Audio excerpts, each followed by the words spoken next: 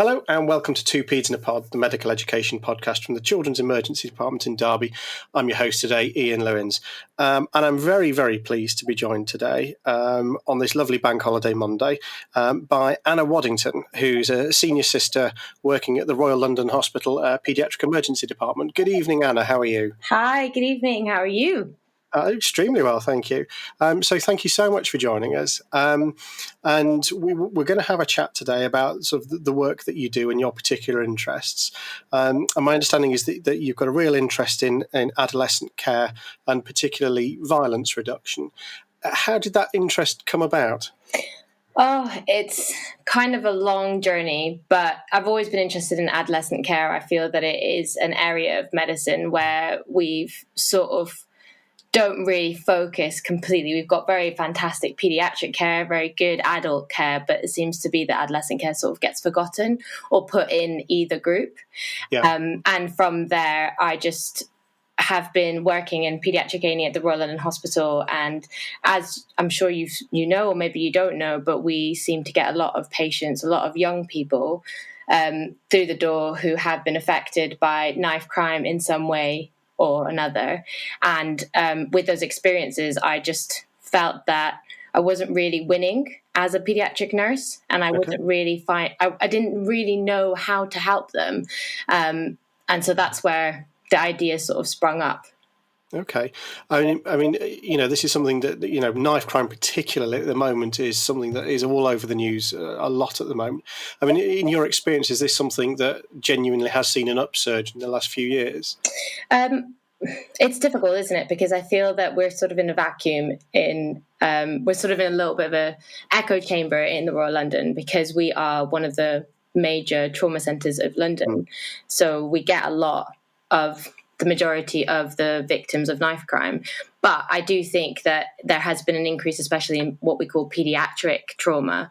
And I'm sure you've seen in the news, Martin Griffiths, who's one of our trauma consultants, has said that in his career, he's never seen this many young people. And when I mean young people, I say under the age of 25, coming in with serious injuries of knife before. And he's seen a spark in the last 2 years, particularly under the ages of 18.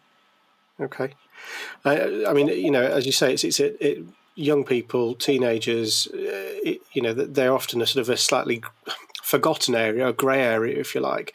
And I think, when it comes to things like crime, a lot of people, particularly if they're very sort of interested in younger children and paediatrics, would run a mile from this. What's so interesting about it, or what's sort of driven you to get involved so much? I think a good example is maybe I would say about 8 months ago, I met this young person. He was 14 years old, and he came through the door and had been hit in the head with a hammer. And he'd had a really significant skull fracture. We'd put him through CT. He was fine. He was easy to look after. He seemed to be compliant with the care up until the point where security walked past him. And then just instantly, he changed personality. He became really aggressive, really difficult to manage. And he just started putting his clothes on. And I just finished suturing his little scar on his scalp. And he was putting his clothes on. And I was like, oh, what are you doing? And he's like, I'm going. And I was like, but you can't go because we need to wait for your report. And for those of you who don't really work in trauma, one of the most important things for major head injury is finding out if there's anything going on internally, obviously. Yeah. And I was trying to explain this to him, and he was a very intelligent boy. You could tell that he knew what he was doing. And he said, no, I've got to go. And then there was nothing. I couldn't do anything to get him to understand that I wanted him to stay because I cared. To him, it was, I've just got to go. You don't understand what I've gone through. You don't understand anything, and I've got to leave. And him leaving gave me just... it's really hard to explain, but I just felt like next time he would come through the door, he would either be dead or have a serious injury. And 6 months later, he did. He came in with a serious hemothorax and various other stab wounds. And, from then on, he keeps coming in and out through the door, and I just don't feel like I'm winning or getting through to him. And it was him, the fear of seeing him dying, that made me think, okay, I've got it. I just don't feel like I'm really achieving anything. And the attitude that the other healthcare professionals had towards him, the aggression, the security, everyone was very aggressive with him. I just thought, this is just not the answer. We need to change the attitude that we have towards these young people. We assume that they're these tough guys, and they want to be in the situation. And everyone in the department was sort of treating him like an adult. He understands what he's been through. He recognizes why he's doing this, and he sort of wants to be in the situation. But to me, it felt like he was trapped, and I didn't know how to get through to him. So. Yeah, and as you say, I think that attitude is not uncommon, is it? No. That it's sort of just get this person out my department because they're scaring the other children, and but this person is a child still. They are still under our care. Yeah, definitely, and I think you're right. I think there is an element like I need to protect my department, and especially myself as the nurse in charge of the department. You're thinking about the other kids, and I did say to him, you have to change your language. You can't be rude. You can't do this. We're here to help you. But no matter what I did, it just did not seem to get through to him that what we were trying to do was help him, not get him in trouble. And I think that's why I tried to look for different organizations that worked in youth crime to see where I could basically use my skills to help this community. And there doesn't seem to really be much of a connection between the NHS, or at least healthcare, and youth violence. That they seem to not work together. There's no real true partnership, even though they work hand in hand. Sorry. And I mean, it's one thing to sort of think, okay, I've identified a problem, that this is something that we are maybe letting these patients down, but it's quite another thing to sort of then try and do something about it. So what did you sort of go away and do? So I did a lot of research in my own interest of I know for a fact that we don't look after adolescents or young people in the right way. We as healthcare professionals, I'm speaking generally here, obviously, I know that there are people who specialize in the area, but I've witnessed pediatricians speak to teenagers, and you just think, oh God, the language that they're using is just not appropriate. So just with that in mind, I thought there has to be an organization that wants to work with me and try and improve the care that we're providing to these young people. And so I found this social enterprise called Catch-22, which essentially it's one of the oldest social enterprises in the UK, and works with young people in prisons and has this recovery. It's called the Road to Recovery. So it's a program where they establish a connection with the young people in the prison, and they help them in all matters, help them sort of establish an exit pathway when they get out into society again. And so I asked them how I could help, and they said, oh, why don't you just come and chat to someone in prison, to some of the young people in prison? I said, okay, well, why don't I teach them how to save a life? And they said, oh, yeah, that sounds great. And what was that? What was that like going into there? Was it must have been fairly intimidating? Yeah, definitely. So the first place I went to was Feltham, youth offending. I don't know if you've ever been there, but if you speak to anyone who works at the prison system, Feltham is the scariest place that they've worked in. Okay, so they eased you in gently, basically. Yeah, yeah. I think they just thought, oh, she likes young people. Let's get her into the youth offending site of London, and it's just in the south of London, and it's just so difficult, isn't it? Because it's not supposed to be seen as a prison. It's supposed to be a place a preventative place, really, rather than they're going to prison because they're so young. It's under 21-year-olds. They're not supposed to be in the prison system yet. They go to this site. And I was a bit scared because if you look up the news, you've seen officers have been attacked, and the young people are quite unmanageable. But there's quite a big problem with mental health issues and prison systems. We know statistically that if you're in prison, you're more likely to have a mental health issue. So that in itself, made me a little bit worried. But nothing was going to happen to me. I was completely protected. And why would any of the young people attack me? I'm not doing that. I'm not doing anything to threaten them. And it was very positively received, the first session. Okay, so what did you? I mean, what did you sort of go in with a mannequin under your arm and go, right, I'm going to teach you CPR, or? Yeah, essentially, yeah.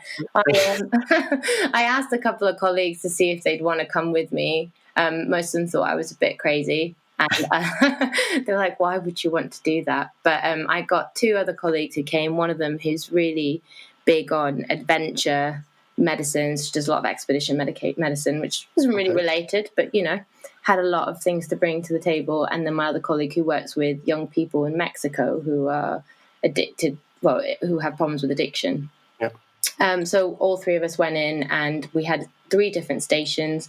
Initially, we talked about why individually we wanted to help this particular group of people.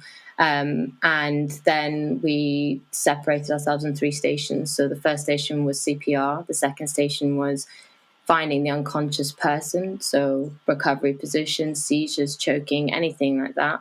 Yep. And then the third station was their favorite, which was hemorrhage control. Okay.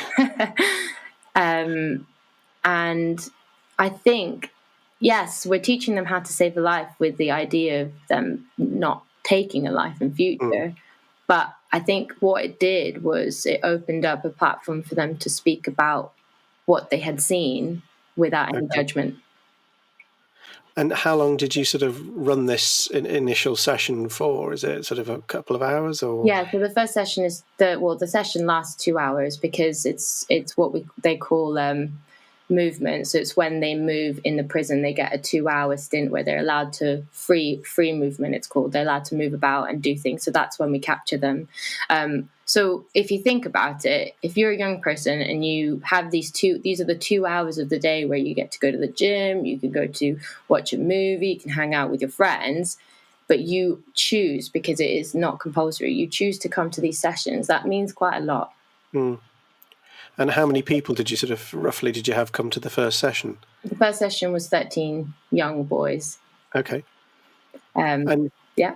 What was sort of the response to that? Was it, I don't know, did they sort of participate? What did they think? So initially we walked in and they walked in and, they sort of watch you and try and see if they can understand why you're here. They think everyone is Trident. So they think everyone's part of the police, especially if you're looking smart. They don't trust you.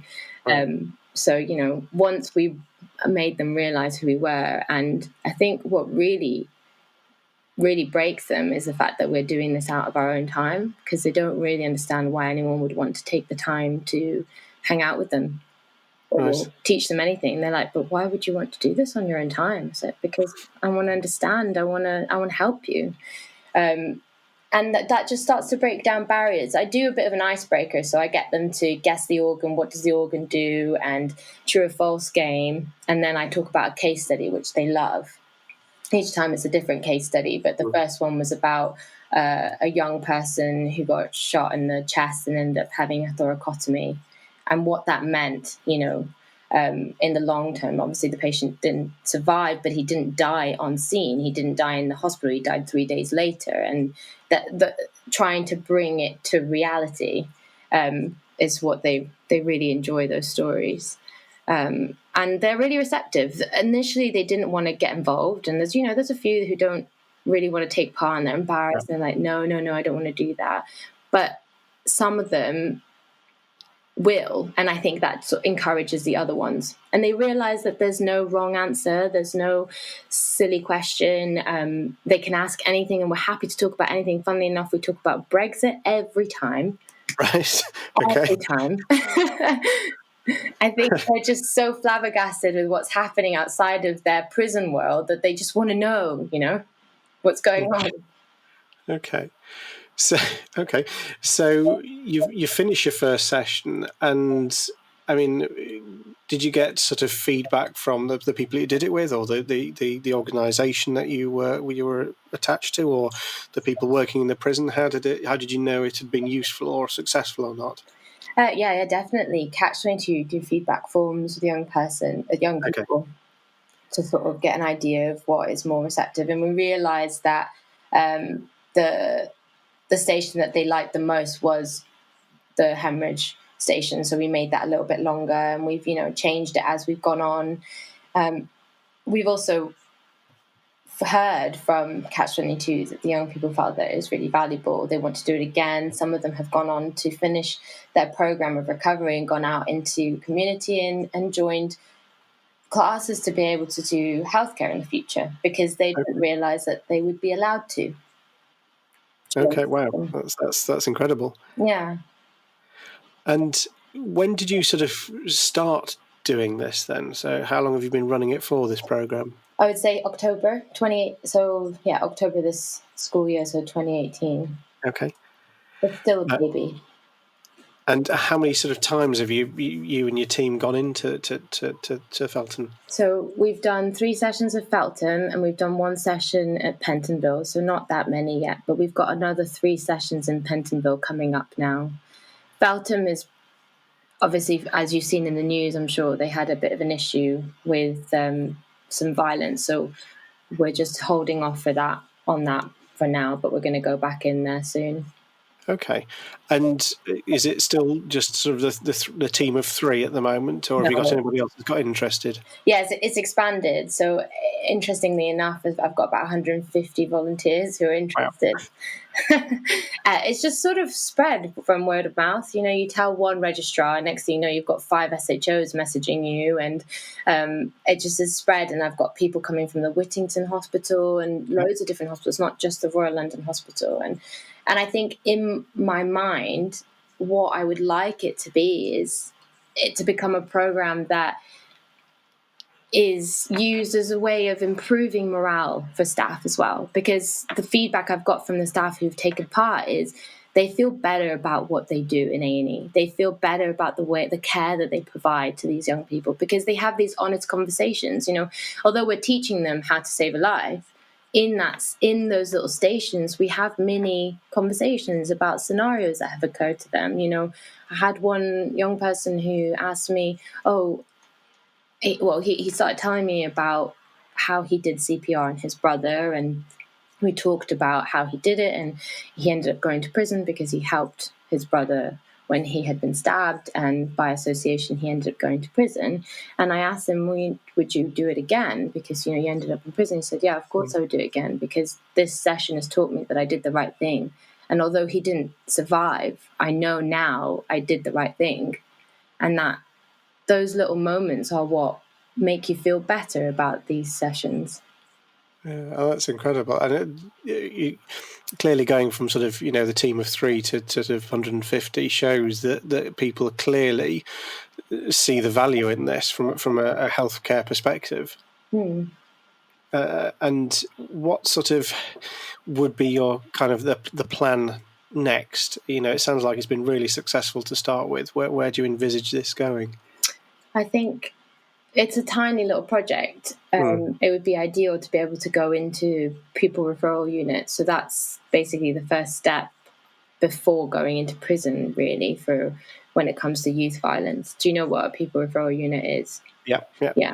And so, as you know, these young people, most of them have been isolated from school, and they go into the PRUs, and then they end up going into prison. And I think it'd be ideal to be able to teach them how to save a life in these PRUs as well, and maybe one day be able to do it as a course so that they can actually have a certificate, have some sort of evidence of this learning. On top of it, I think for healthcare professionals, I think it's really important to be able to understand why these young people do what they do and talk to them in a different context, rather than in A&E when we're all rushing around, exhausted, overworked, trying to basically package this person up and move on to the next. Being able to speak to them in these different contexts and these different environments will help you understand why we do what we do. Yeah, I mean, it's a truly kind of, I guess, holistic approach to these young people, as opposed to just the bits that we see and do whilst they're in the ED. Yeah, I would agree. And is this going to sort of spread throughout London, do you think, or has it got wider reach maybe, or is it sort of early stages at the moment? I would love it to spread. But it's just me. I do everything on my own, and I do it all on my own time. So I need to basically find help. I don't know if you've ever heard of street doctors. Yes, yeah. Yeah. So they do similar things, but they teach people. They teach it's underneath. It's like 11 to 18-year-olds. Similar CPR in schools, and so it would be ideal to work with them and work with other organizations who are doing, because everyone is doing their part, but no one seems to be working together. So it'd be ideal to be able to work together, and maybe one day the government finance something like this, because I think it's such an achievable project and sustainable, because healthcare workers are constantly learning how to save a life. So you've got no issue with the knowledge base, and being able to bring it into prisons, it would just be something that would be great to be funded by the government. Absolutely. I mean, what would you say then to people who'd say, well, hang on, these people are in these places for a reason. It's there for punishment. It's not for sort of doing CPR. That's a difficult question. Get lost is probably the answer to that, isn't it? I mean, I would say, first of all, have you been to prison? Yeah. Because it's not a fun place. No. And it's definitely not somewhere they are definitely being punished. But I think at the same time, I don't really know if punishment is the right way with these young people. I don't think it's the answer. We can see it. We know statistically someone who has offended is going to reoffend again. And how we're not winning in this battle. We're losing. Young people are dying every day because of this. Mothers and fathers are losing their children. And it feels like it's something that we're not in control of. And you compare it to the Scotland model. I don't know if you looked at Glasgow and their youth violence reduction unit and the improvements that they've made. They recognised that prison was not the answer. So why not improve the knowledge that these young people have and support them in making their exit better? Yeah, absolutely. And if people sort of listening to this or think, wow, okay, this is something I'd like to get involved in, how would they go about getting involved? Well, they can contact me on email. That's pretty much the best way to contact me. Okay. And if they're interested in the sort of the Catch-22 group, have they got a presence online or social media? Or definitely, they're on Twitter, they're on Facebook, they're online. You can contact them. They're always happy to have a chat and a conversation about youth violence and violence reduction, because it's something that they really want to improve. So you can contact them directly. Excellent. Listen, Anna, I have so much respect for you, and doing all of this, as you say, in your own time is incredible. So thank you so much for spending some time joining us today, just to sort of chat about this incredible project. Oh, thank you for having me. I'm really grateful for this opportunity. Absolute pleasure. So Catch-22, or email you if people are interested, and what we'll do is put your email in the show notes as necessary. Yes, that would be great. Thank you so much. Perfect. Thank you so much, and have a good evening. Bye.